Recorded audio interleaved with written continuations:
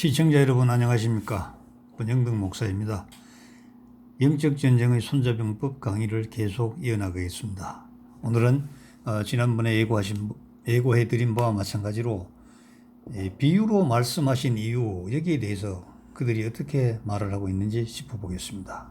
시편에서는 내가 입을 열어 옛적부터 비밀스러웠던 것, 언제부터? 옛적부터 비유로 말하리라고 기록되어 있고, 마태복음 13장에는 예수님은 언제나 군중에게 비유로 말씀하시고 비유가 아니고는 한마디도 말씀하시지 않았다고 기록되었는데, 예수님은 천국에서 오셨기 때문에 천국의 모든 것을 알고 계신 분이지만 이 땅에 비유로만 설명을 하셨던 것이다. 이사야 6장 9절 10절에는 아무리 많이 듣더라도 깨달을 수가 없을 것이며 보기는 보더라도 그 의미는 알 수 없을 것이다. 이 백성의 마음을 둔하게 하고 귀를 막아버리라. 눈을 아예 감겨버리라고 기록되어 있죠. 마태복음 13장에는 제자들에게 하늘나라의 비밀을 아는 것이 허락되었지만 허락되지 않은 저희들에게는 비유로 말한다. 저들은 들어도 알 수가 없고 보아도 의미를 알 수가 없도록 하겠다는 이사야 선지자의 예언을 이루셨다고 되어 있습니다. 마태복음 23장 13절에는 저희들은 천국의 문을 가로막고 자기도 들어가지 않으며 다른 사람들도 못 들어가게 하는 서기관과 바리새인들을 말하는 것이라고 기록되어 있습니다. 그러므로 예수님께서 악인들이 천국 비밀을 깨닫지 못하도록 비유로 감추어 놓았다는 것을 알 수 있습니다. 그러므로 우리는 비유를 깨닫고 천국 비밀을 이해한 다음에 가르치는 자가 되어야 할 것입니다. 여기에 엄청난 사이비 이단들의 그 에러가 있는 것입니다. 여러분, 이거 인간의 의지, 어떤 그 강한 의욕, 이렇게 이제 우리가 그 비밀을 알아서 가르쳐 주자, 그거 아닙니다. 성경은 인간의 의지로 뭘 알아서 뭘 가르쳐 줘요. 인간의 의지와 뜻과 견해가 필요 없다는 거, 이것을 깨닫는 거거든요. 인간의 의지와 뜻과 견해, 이것이 무용하다. 정말 타작마당에서 나는 그 먼지와 같이 무용하다는 겁니다. 무용. 아무 쓸모가 없다는 것입니다. 이것을 우리가 알아야 됩니다. 근데 많은 이 종교 세계에 들어보면은 무슨 자기의 의지로 뭘 터득할 것 같아요. 불교가 대체로 그렇지 않습니까? 고해, 생로병사의 이 고통의 세상에서 너 스스로 부처가 되도록 정진해서 저쪽 피안의 경지에 도달할 수 있다. 부처 한 사람도 안 나왔지 않습니까? 지금까지. 원래 부처 빼놓고요. 그래서 인간은 원래 할 수 없는 존재인데 또 인간은 할 수 있는 존재라고 자꾸 부추겨요. 그런 사람들이 오히려 세상적인 그 권세는 더 많은 거예요. 너가 주인이야, 세상이 주인이야. 너가 세상의 중심이야. 그러니 너 뜻대로 해. 너가 중요한 거야. 이렇게 얘기한 겁니다. 그러나 본질적인 문제는 그게 아니죠. 인간의 의지와 뜻과 견해는 반납해라. 땅속에 묻어버리라. 그래야 정말 새로 살아날 수 있다. 이것을 깨달아가는 건데 얘들은 이렇게 얘기합니다. 천국 비밀을 깨달아서 가르쳐 줘야지. 너희들은 안 돼. 우리는 할 수 있어. 우리가 할 수 있다는 것을 내가 증명해 보일게. 그런데 지금부터 설명한다니까 무엇을 비유로 말씀하셨는지 내가 그거 먼저 설명해 줄게. 시편에는 옛 비밀한 것, 마태복음에는 창세부터 감추어진 것, 마태복음에는 천국의 비밀, 이걸 비유로 감추어 놓으셨다, 이렇게 기록되어 있다. 골로새서에는 지금까지 비밀로 감추어진 하나님의 계획이 드디어 밝혀질 것이라고 하였고, 드디어 어떻게 밝혀져요? 사이비 이단들에 의해서 밝혀진다는 거죠. 골로새서에는 드디어 밝혀진 비밀은 예수 그리스도를 깨닫는 것이라고 증거하고 있습니다. 이 자체는 맞죠. 이 자체는 맞는데 이 사이비 이단들은 예수 그리스도란 자리에 다른 사람을 집어넣습니다. 자기의 교주를 집어넣어요. 교주를. 이게 이렇게 이제 점진적으로 나가는 거예요. 밝혀진 비밀은 예수 그리스도인데 예수 그리스도가 자기의 교주라는 겁니다. 이 교주가 예수 그리스도이고 뭐 이긴 자니 뭐 어떤 자니 하면서 막 떠들어대는 거죠. 그걸 증거한다고 이렇게 이제 치환하는 거예요. 이걸 여러분들이 잘 알아야 됩니다. 그렇다면 비유와 비사는 언제 풀어지며 어떻게 풀어지는지 한번 살펴보자. 그러면 이해가 될 것이다. 예수 그리스도 자리에 교주를 치환시키는 것은 요것도 아주 계략이 숨어 있어요. 처음부터 얘기하면 들통나서 안 돼요. 완전히 그 김치를 뽑아서 김장을 하기 전에 소금을 치잖아요. 염을 한다 그러나, 염친다 그러나, 소금을 칠 때, 그러니까 김치에 숨을 다 죽여놓고 나중에 이제 고춧가루 뭐 양념 넣잖아요. 그 단계까지 만들어 놓고 예수 그리스도는 말이야, 우리 교주야, 교묘하게 집어넣어 버려요. 교묘하게. 여러분들이 그래서 처음부터 참 그 사람들의 말을 주의 있게 들어야 되는 이유가 바로 이겁니다. 사이비 이단들이 이렇게 많은 말을 하는 이유는 단 한 가지는 바로 이겁니다. 예수 그리스도 자리에 자기 교주를 집어넣는 거. 이것을 위해서 나머지 수단과 방법이 다 동원되는 것입니다. 99가지 옳은 말을 하는 것처럼 보이는 그들의 말이 딱 한 가지를 속이기 위함인데 그게 뭐냐? 예수 그리스도 자리에 자기 교주 집어넣는 겁니다. 그것을 속이기 위해서 99가지 말을 그럴듯하게 포장하는 것이죠. 자, 비유는 언제 풀어지느냐? 언제? 마지막 때 하나님께서 알려주실 때 풀어진다. 이렇게 얘기를 하죠. 요한복음 16장 25절에 나는 이 사실을 매우 조심스럽게 말하지만 아버지께서는 명백하게 알려주실 때가 있을 것이라고 하였다. 다니엘서 12장 4, 8, 9절에 이 책을 덮고 묶어서 높은 곳에 도장을 찍어 놓아라. 마지막 때까지 비밀로 봉해 놓을 것이라. 이 사이비 이단 아이들 이 얘기 참 많습니다. 마지막에 비밀로 봉해 놓는 것인데 드디어 풀렸는데 자기들에게 이 비밀이 풀리게 되었다는 것이죠. 예레미야서 23장 20절로 22절에는 너희가 하나님의 무서운 분노를 체험하고 모든 것을 깨달았을 때는 돌이킬 수 없이 너무 늦은 것이다. 하나님은 거짓 예언자들을 보내신 적이 없으며 그들이 스스로 짐승처럼 뛰어다니는 것이다. 거짓 예언자가 누구게요? 기성교회 목자들. 짐승처럼 뛰어다닌 거 기성교회 목자들. 만일 그들이 하나님의 성전에서 하나님의 말씀을 들었다면 그들이 전하는 말을 들은 백성들이 악한 길과 악한 행동에서 돌아서게 하였을 것이라고 기록하였다. 이것은 마치 구약의 궁금증이 예수님께서 오셔서 풀어졌듯이 신약의 비유와 비밀도 마지막 날인 말일이 되어서야 풀어질 것임을 뜻하고 있는 것이다. 자, 비유를 아주 묘하게 하죠. 구약의 궁금증이 예수님께서 오셔서 풀어졌잖아. 그러니 신약의 비유와 비밀도 마지막 날인 말일이 되어서야 풀어질 것이야. 그것을 의미하고 있는 것이지 이런 뜻입니다. 아울러 자기 계명을 곁들여 성경을 풀이하면 하나님의 무서운 분노가 재앙으로 내려올 것이라고 예언하고 있는 거죠. 자기 계명을 곁들여. 그러니 마지막 날 풀어지는 것을 자기 계명을 곁들여 풀이하지 말라. 그러면 분노가 재앙으로 내려올 것이다. 이것을 살짝 바꾸면은 자기들이 말하는 성경풀이 이외에 다른 사람들이 하는 성경풀이의 말을 들으면은 결국은 재앙으로 임하고 있다. 이렇게 이제 암시를 각인시키는 겁니다. 그러므로 억지로 성경을 풀려하지 말고 모르는 것은 그대로 남겨두었다가 재림의 날이 왔을 때 예수님께 여쭤보면 되는 것이다. 이렇게 얘기합니다. 참 입맛이 씁쓸하네요. 자, 그럼 누가 푸는가? 진리의 성경이 다시 오셔서 풀어준다 이거야. 요한복음 16장에는 너희에게 하고 싶은 말이 많으나 지금은 너희가 다 이해할 수 없다. 진리의 성경이 오시면 너희를 진리 가운데로 인도할 것이다. 진리의 성경은 자신의 말을 하지 않고 보고 들은 것을 말하며 미래의 일도 말해 줄 것이라고 기록되어 있다. 요한복음 14장 26절에도 진리의 성경이 오시면 또다시 많은 것을 가르쳐 주며 내가 너희에게 알려준 것을 다시 깨우쳐 줄 것이라고 기록되어 있죠. 그러므로 다시 오실 진리의 성령께서 가르쳐 줄 때까지 기다리면 되는 거야. 성령의 계시로 보고 듣고 깨닫게 된다는 사실을 그때 가면 저절로 알게 될 것이다. 여러분 이게 말입니다. 참 기가 막힌 게 저도 그 신학 공부할 때 많은 질문을 했잖아요. 왜냐하면 그 신학을 공부하는 사람들은 우선 자기의 궁금증이 해소되어야 남에게 설명해 주잖아요. 그래서 제가 참 많은 질문을 했어요. 예를 들면 뭐 창세기 6장 6절 문제 또 뭐 하여튼 여러 가지 아주 민감한 문제 많습니다. 그런 걸 제가 아주 송고 질문을 해야 되니까 제가 밤에 카톡을 받았는데 너무 궁금해 하시면 성령님이 화를 내세요. 야, 정말 참 기가 막히지 않습니까? 성령님이 화를 낸대요. 그러니까 궁금해 하지 말래. 성령님이 화내는 게 아니고 대답 못하는 쥐가 화가 난 거지. 모르면 모른다 하면 되잖아요. 그럼 내일 알려줄게 하면 되잖아요.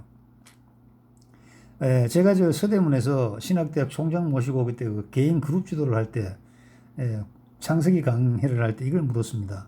왜 하나님께서 사람 지으심을 한탄하셨습니까? 하나님이 실수하신 겁니까? 하나님이 당신의 손으로 사람을 지으셔놓고 왜 한탄했다는 거예요? 쓸어버리겠다고 왜 하신 거예요? 이걸 질문을 했단 말입니다. 그때 그분께서 이런 질문 나오리라고 상상도 못했네. 랍비들이 하는 얘기가 있는데 내가 내일 내가 알려줄게. 이렇게 말씀하셨어. 그런데 그 다음은 안 가르쳐 주는 거야. 그거 설명을 안 해요. 근데 차마 거기서 또 제가 질문을 못 하겠더라고요. 지금은 이제 그 문제가 다 해소가 됐고, 거기에 대한 해석도 다른 아주 고명한 우리 목사님들에게 들어서, 제가 다 이제 이해를 하게 됐습니다. 이 성경의 내용 중에 그 많은 그 성경의 구절들이 어떤 경우에는 창조주의 입장에서 말을 한 것이 있고, 어떤 경우에는 당신이 직접 지으신 사람의 입장에서 말씀하신 것도 있고, 예를 들어서 어릴 때 예수님께서 성전에 올라가 가지고 집에도 오시지 않고 거기서 막 서기관 바리새인들 제사장들 막 야단치실 때 그 예수님 어머니 마리아가 안 보이니까 일가 친척들 다 찾아다니면서 사흘이나 찾았는데도 없다 이거야. 그래서 성전에 오니까 거기에 이제 예수님이 계신 거예요.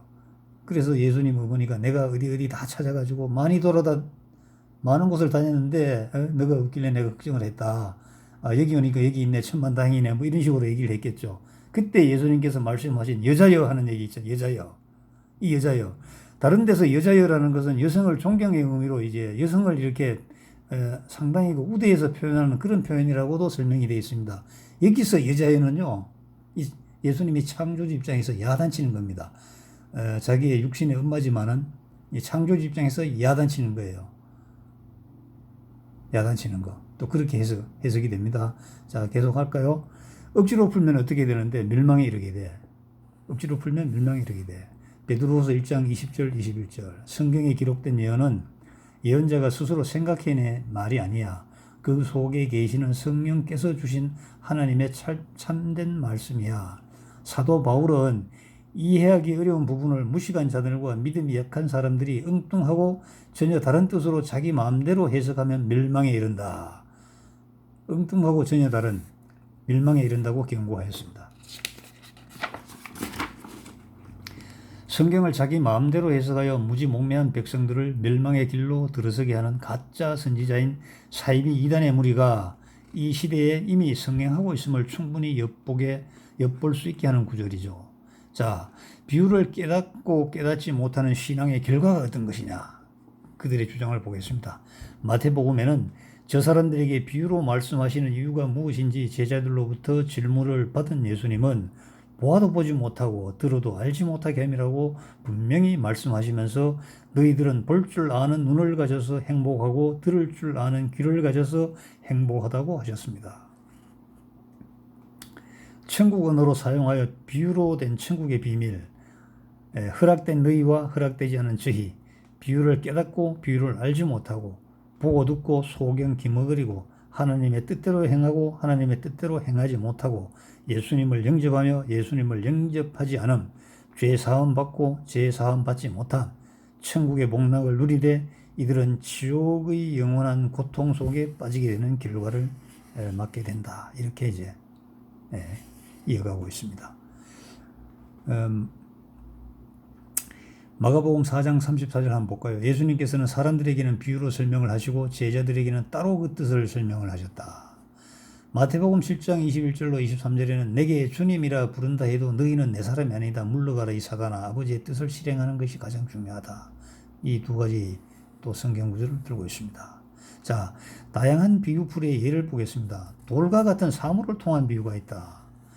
이사야에 보면은 시온의 돌은 베드로전서에는 예수님이 되었고 시편에서 건축자가 버린 돌이 진 모퉁이의 머릿돌이 되었나니 이는 여호와께서 행하신 것이요 우리 눈에는 기이한 바라고 기록되어 있죠.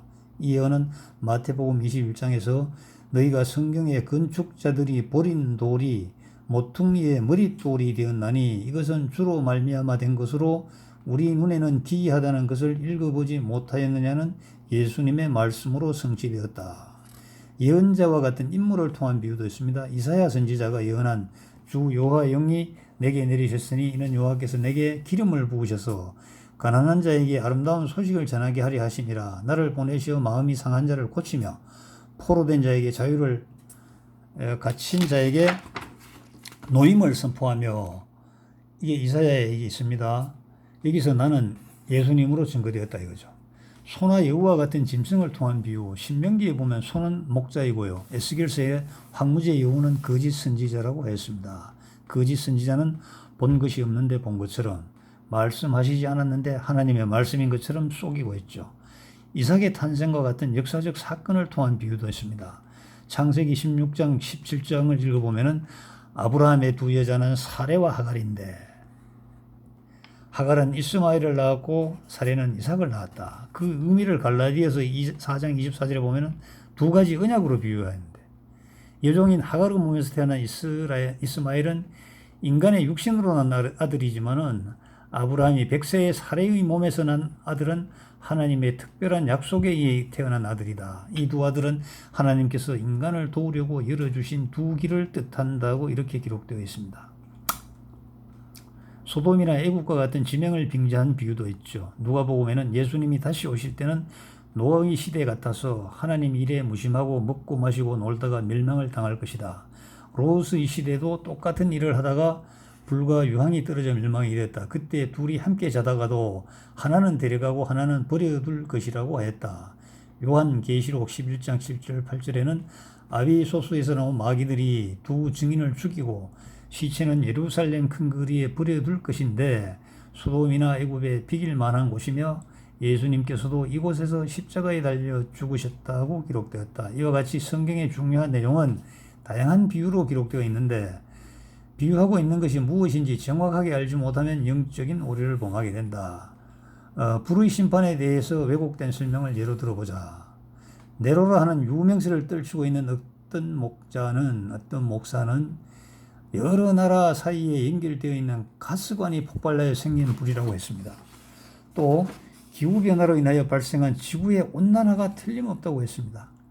또 핵전쟁이 발생하여 핵무기의 폭발로 인한 불에 타게 되는 것이라고 설교를 하였죠. 철야기도 중에 목사가 불 세례를 준다면서 불 이래 소리 지르면은 여기저기서 벌떡벌떡 일어난 성도들이 강대상 앞으로 뛰어나가 대굴대굴 구르면서 자기 몸에 붙은 불을 손으로 두드려 끄는 신용을 하면서 또 아뜨거 소리까지 지르고 하니, 그러면서 하나님 불세례 받았다고 이렇게, 저도 이거 참 보고 기가 막히더라고요. 과연 저런 건가? 불세례 맞으면 저런 건가? 제가 논산 쪽에서 그 목회하시는 분들에게도 한번 질문해 봤습니다. 하도 불세례 받았다고 하길래 불세례는 뭐고 물세례는 뭡니까 하고 물으니까, 일단 불세례를 받으면은 머리를 아궁이에 집어넣은 것 같이, 불타는 아궁이에 집어넣은 것 같이 뜨거워진다고 하더라고요. 그렇습니까? 그럼 뜨거워지지 않으면은, 머리가 뜨거워지지 않으면 불세례 아닙니까? 하니까 그렇다는 거예요. 이런 분들에게는 더 이상 얘기를 하지를 말아야죠. 제가 입을 다물었습니다. 자, 참 이런 현실이 입맛이 참 씁쓸하게 되는 겁니다. 자, 핵무기가 폭발하여 지구에 불이 붙어 너는 할 것 없이 살갗에 불이 탈 때 느낌을 표현하기라도 하듯이 몸을 부르르 떠면서 흩뜨거 하는 대형교회. 이거 참, 요 서초동에 있습니다. 무지무지하게 큰 교회인데요. 자, 목사님들이 이렇게 설교하니까 사이비 이단들이 그걸 캡처해가지고 계속 우려먹는 거예요. 이 대형교회 목사의 코미디 같은 설교를 보면 저절로 참 한숨이 나오잖아요. 이거요, 사이비 이단 교육 교보제에서 가장 중요하게 써먹는 분야가 그겁니다. 정말 우리나라 10대 교회 안에 드는 요 강남에 있는 모 교회에서 어뜨거 하면서 막 몸을 불불불 뜨는데, 이걸 가지고 이제 사이비 이단들은 저 목사 저거 있잖아, 성경 한 번도 읽어보지 않은 가짜야, 막 이렇게 공격하는 겁니다. 그날에 아이 벤 자들과 젖 먹이는 자들에게 화가 있으리라고 했는데, 이에 대한 해석은 더욱 가관이죠. 전쟁이 났을 때 아이를 임신한 여자는 재빨리 도망을 가지 못하여 적에게 잡혀 죽고, 어떤 경우에는 배를 갈라서 그 안에 들어있는 태아마저 죽임을 당하는 고통을 피할 수 없다는 것이죠. 그리고 젖을 먹이는 여인 역시 아이를 얻고 도망가지 못하여 잡혀 죽거나, 도망가는 도중에 등에 업힌 아이가 울어버려서 적에게 들켜서 죽임을 당하는 경우가 실제로 많았다는 것을 뜻한다고 합니다. 이게 사이비 이단들의 한계입니다. 이거 아니거든요. 아이벤 여자, 젖먹이는 자, 화가 있다는 거, 이게 그 뜻이 아니거든요. 이 사이비 이단들의 한계입니다, 이제. 이 미천 다 드러나는 것이죠. 자, 그러면서 자기들은 또 이렇게 얘기합니다. 전쟁의 역사에는 이와 비슷하거나 더 잔인한 방법의 죽임도 많이 있기 때문에 이런 해석이 그럴듯하게 들릴 수도 있다. 하지만 성경에서 말하고자 하는 하나님의 뜻이 육적으로 임신한 여자이며 아이에게 젖을 물려서 키우는 여인, 육적인 의미를 말할까? 여기에 대한 답은 걔들은 못 내리고 있습니다. 모르는 거죠. 이걸 모르니까요. 아이벤 자들과 젖먹이는 자들의 화가 있는데 아이벤 자는 뭐고 젖먹이는 자는 뭐냐. 여기서는 정말 깊은 역사적 사건이 들어 있습니다. 그것을 이해하지 못하면 이거를 이해하지 못하죠. 그래서 저기 성북구 모처에 가면은 처녀교회가 있어요. 처녀교회.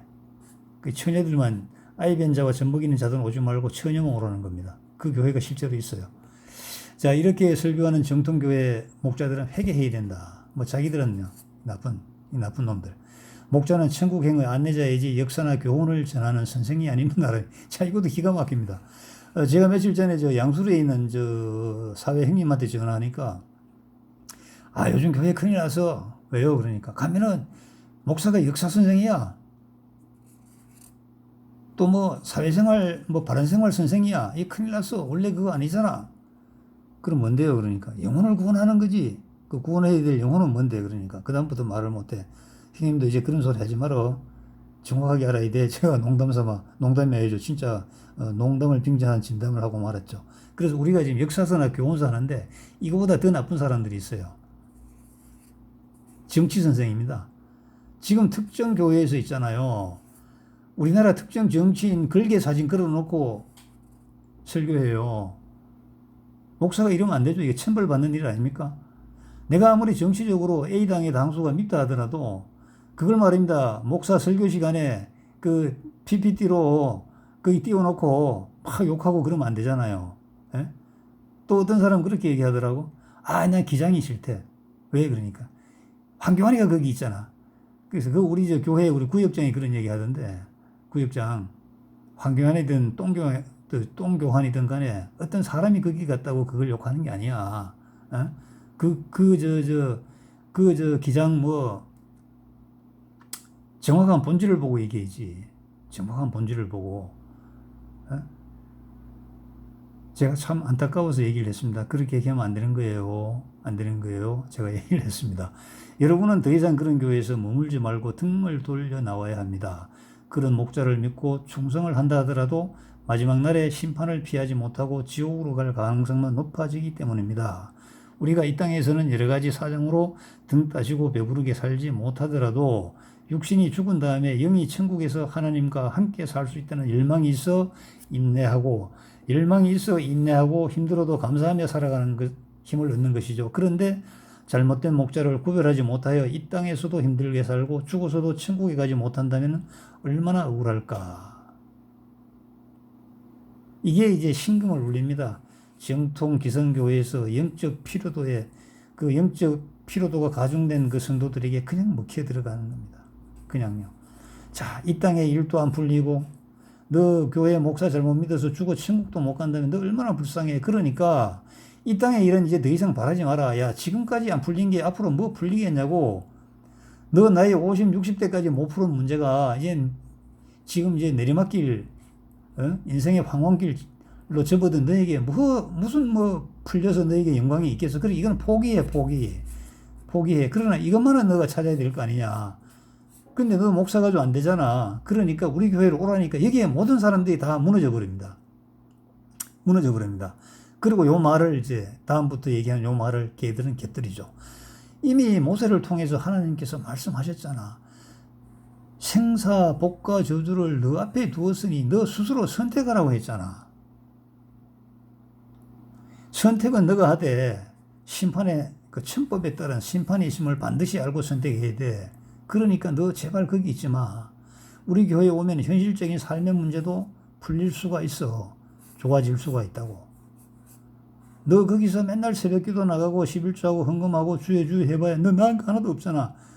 너 삶, 너 가정 보면은 뻔하잖아. 그런데 이거 포기해 거기서. 그러나 우리한테 오면은 이거 풀린다니까. 그리고 정말 우리가 천국 가는 거 이거는 우리가 완전하게 우리가 길을 알려주니까 너는 가장 중요한 이것을 해결하고 나면은 이것은 저절로 덤으로 준다고. 덤으로 준다고 말씀하셨잖아. 어? 우리로 교회로 오는 거야. 여기에 다 무너져 버립니다. 자, 여러분, 오늘은 여기까지 이제 한번 살펴보았습니다. 여러분, 여러분 오늘 또 주님이 여러분과 함께 동행하시면서 여러분의 현실적인 삶의 문제도 개선이 되고 또 개선되지 않은 삶의 문제가 무엇이 잘못됐는지, 무엇이 잘못되어서 아직 현실적인 무덤에서 살아야 하는지 정말 지혜가 떠오르는 하루가 되기를 바라면서 오늘 강의는 여기서 마치겠습니다. 그리고 꼭 댓글 남겨주시면 제가 보완을 해드리겠습니다. 여러분 감사합니다.